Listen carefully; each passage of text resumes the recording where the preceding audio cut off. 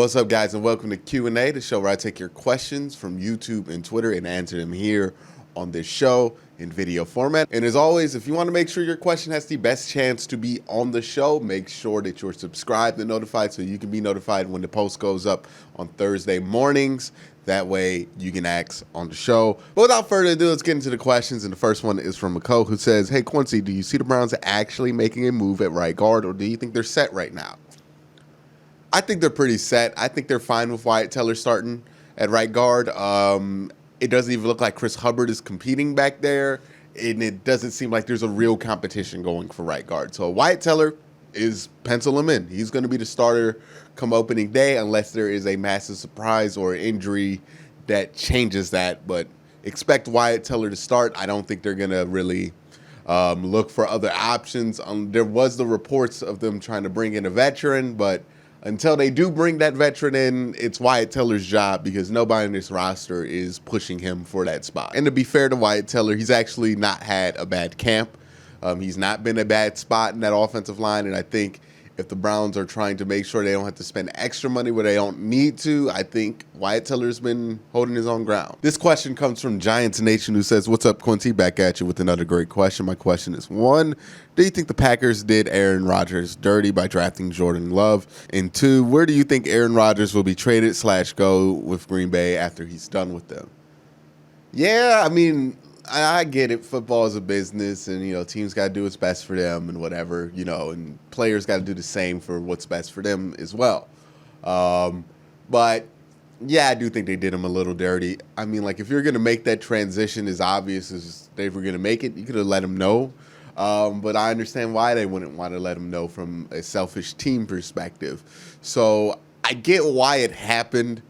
It seems premature and a little bit silly to me to go with Jordan Love, but we'll see what he turns into. It is for Aaron Rodgers. San Francisco makes a ton of sense for him, right? That's where he was supposed to go. Jimmy Garoppolo, I would take an aged Tom Brady over Jimmy Garoppolo. I would definitely take a older Aaron Rodgers over Jimmy Garoppolo. And with the guaranteed money on Jimmy Garoppolo's deal starting to expire, I think at the start of next season, it's a real possibility because I think Aaron Rodgers is probably going to be done in Green Bay after this season if they don't make the NFC Championship again. So that's the situation I think it'd be. And I think Aaron Rodgers returning to the Bay Area, where he's originally from, would be a nice little touch. Next question comes from Joe Pavlik, who says, "Hey, Quincy, throwing a tomahawk your way.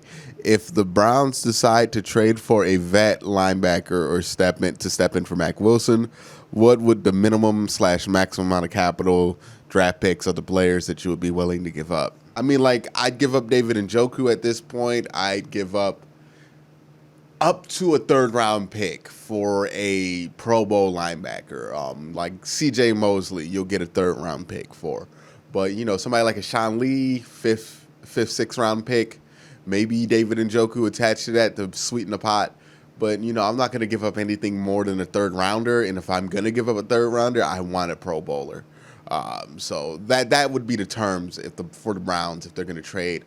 Anything more than that, I think you're just doing too much. I mean, you already, from a philosophical standpoint, kind of drew your line in the sand when you didn't re-sign Joe Schobert, which means you don't want to allocate a ton of money. So if you are going to allocate a ton of money via trade at that position, you better make sure you get somebody who's an upgrade over Joe Schobert, and you better get them for a fairly cheap price when it comes to acquiring them for what their current deal is. Joe Schobert's going to be making less money than a C.J. Mosley, but if you can get him for a third-round pick, I think that's a win on all ends. So I think that's what the Browns' philosophy would be if they're going to go in that market to get a linebacker.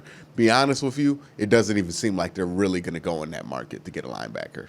This next question is from Nicole again, who says, "Hey, Quincy, has anybody really concerned you so far throughout camp?" I would say Rashard Higgins hasn't popped, and David Njoku, the two that were kind of the redheaded stepchilds of the last regime with Freddie Kitchens, haven't really had the greatest start of camp. These are two guys who were ostracized at the end of 2019, didn't get as much touches as they thought they were going to get, and coming into this camp, if they think that's going to change, they haven't put into work to do so. They haven't shined to do so. Last year, at this point, Rashard Higgins was having a much better camp than he was now. David Njoku was about the same. So, yeah, those two have disappointed me. I expected a lot more from specifically Rashard Higgins and David Njoku coming into this camp. And it's kind of been disappointing to see how they haven't really lived up to it. This next question comes from Chuck in all caps, who says, hey, Quincy, killing it on the training camp coverage. Thank you. Anyways, who can the Browns bring in to help at this linebacking core, and who is available? My replacement in an ideal world would be Sean Lee, because you can probably get him for a 5th to 6th round pick.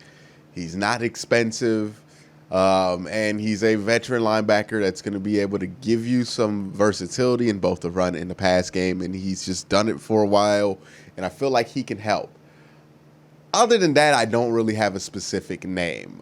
What I will say is that linebacker problems, if they linger onto the season, aren't something that can't be fixed during the season. And a prime example of this is the Baltimore Ravens. Early in the year, the Baltimore Ravens had a ton of linebacking issues. And what did they do? They signed 2 guys off the street, LJ Fort and Josh Bynes, and all of a sudden they turned into really solid linebackers. Demario Davis is a guy who was on the street market a few years ago that has turned into a really, really, really solid linebacker. So linebacking play, I think you can find it at this point on the street. Now, B.J. Goodson, he's actually looked good throughout camp, so I'll give him that. But I think you could probably find another veteran linebacker to help somewhere. I don't think if these problems linger on throughout the season that is a death sentence to the defense. I just hope it's something they think they ought to address, is kind of my take on it. Next question is from Wyatt Wyckoff, who says, hey, Quincy, want to ask, since camp has started, who has surprised you and who has disappointed you? I already said somebody who's disappointed me, so I guess I'll go with surprise. Hope you're doing well, man. I am doing well. Somebody who surprised me, Donovan Peoples-Jones, being as ready as he has been. B.J. Goodson, being as good as he has been. Same thing with Kevin Johnson. I would say those are my 3 most surprising players so far throughout camp. I kind of expected Harrison Bryant to look good. That would be somebody who also qualifies. But when you talk about surprise, I would say those 3 guys, because I think those 3 have really gone above and beyond. Sione Takitaki deserves an honorable mention in this category too, because he's played well. So maybe linebacking play is not completely doomed, but those have been good signs so far throughout camp. Next question comes from John F., who says, with Harrison Bryant impressing in camp, should the Browns trade Njoku? If they do want a position/draft pick, what would you want in return? I've kind of mentioned the Sean Lee, David Njoku trade would make sense for both sides when it comes to Dallas. Dallas needs a tight end that can fit in that number 1 role, and David Njoku is that. He's a guy who has the potential to do that and fits best in that. David Njoku just doesn't fit as a number 2 tight end, I think, in this system, in my opinion. So that would make a ton of sense. It also would make a ton of sense if the Browns just kept David Njoku for this season and saw what happened. But yeah, it's becoming clear as the day goes on that Harrison Bryant is a better fit for that number 2 tight end role. And I'm worried about what that means for David Njoku and the Browns' ability to find him a trade, because honestly, he's not looking very tradable at the moment. I wouldn't trade for him, but we'll see. The final question of the day comes from Soul Train, who says, with the recent injuries on the defense, will that force the Browns to play more of a 4-2-5 defense? Do you think that they're waiting for roster cuts to fill holes, like linebacker? Maybe. I mean, there's not going to be a ton of roster cuts. I think each team's only cutting like 11 players. So, I don't think you're going to get, really good players that come up or good players that come up like normal years. But I would say this when it comes to the 4-2-5. Browns are probably going to run some version of the 4-2-5. I said earlier that they were going to have a ton of DBs out there. They weren't going to really be relying on their linebacking position to begin with, and I don't think the Mack Wilson injury changed any of that. I think it just further cemented what the reality was going to be in that position, which was going to be a 4-2-5 or pretty much just a lot of nickel out there for the Browns defense this year, which is fine. They have the versatility and the depth at the defensive back room to do that. So I'm all for that, and I think that's going to be a better way to solve your problems. I mean, if you do it like that, then B.J. Goodson and Sione Takitaki starting at linebacker isn't that bad, because those 2 aren't great in coverage, but they're a lot better in run support. And I think if you have more DBs out there, the less it matters how good your linebackers are in pass coverage. So I like the philosophy. I'll have to see how it works out in practice, but I think that's always been the route that the Browns are going to go this season. But that's it for this week's Q&A. Thank you guys for asking these questions. And as always, have a great day and have a good night.